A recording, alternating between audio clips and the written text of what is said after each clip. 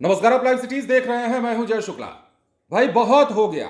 अब बिहार में जमीन कब्जा करने वालों का सफाया करना जरूरी हो गया है।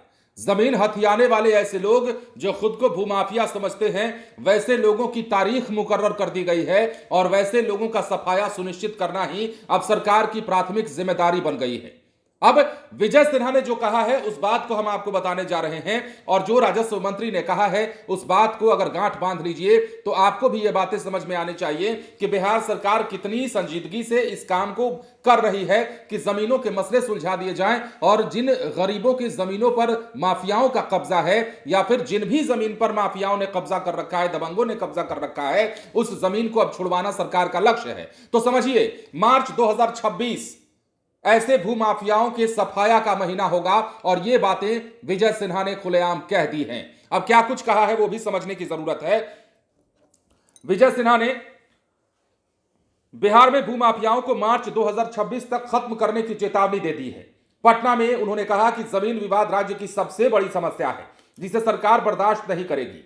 अंचल गार्ड और कमिश्नरी स्तर पर भूमि सुधार संवाद के माध्यम से जमीन संबंधित मामलों पर सख्त निगरानी रखी जाएगी। दो टूक कह दिया कि अब बिहार में जमीन पर कब्जा, फर्जीवाड़ा और दहशत के बल पर शहरी विकास को बंधक बनाने वालों की मनमानी नहीं चलेगी।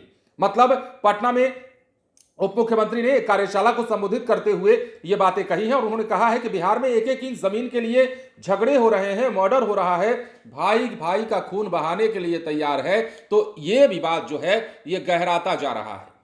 अब बिहार में ये कोई नई बात तो है नहीं कि जमीन के लिए भाई से झगड़ा कर लें, पड़ोसी से झगड़ा कर लें या एक दूसरे से कट मर जाएं। ये तो नई बात नहीं है ना। बिहार में तो ये चलता रहता है और लोगों के जहन में पता नहीं कौन सा कीड़ा घुसा हुआ है। मतलब बुद्धि भ्रष्ट ही हो जाती होगी ना, जो एक इंच जमीन के लिए लहू बहाने पर तैयार हो जाता होगा।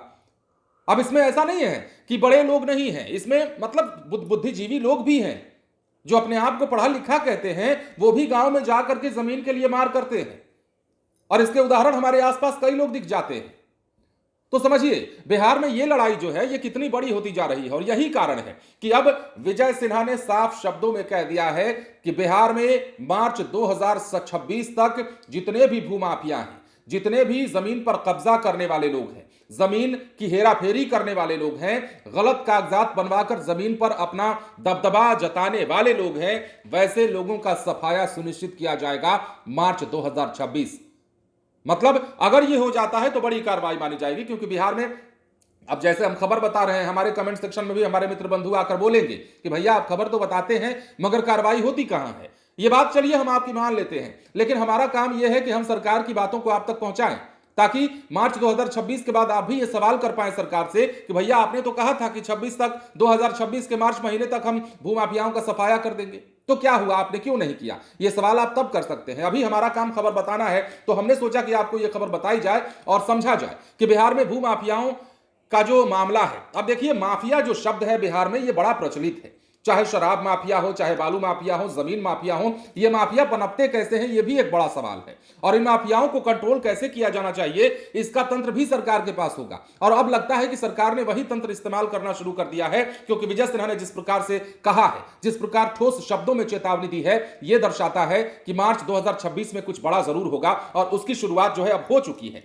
जगह जगह जनसंवाद कार्यक्रम किए जा रहे हैं, जमीनों को लेकर बड़े बड़े आदेश निर्गत किए जा रहे हैं, जमीनों पर एक से बढ़कर एक फैसले किए जा रहे हैं। तो ये तमाम चीजें दर्शाती हैं कि सरकार उसी दिशा में आगे बढ़ रही है और मार्च 2026 तक कुछ बड़ा जरूर होगा बिहार में जमीन संबंधित विवादों को सुलझाने की दिशा में। बन रहे लाइव सिटीज के साथ। धन्यवाद।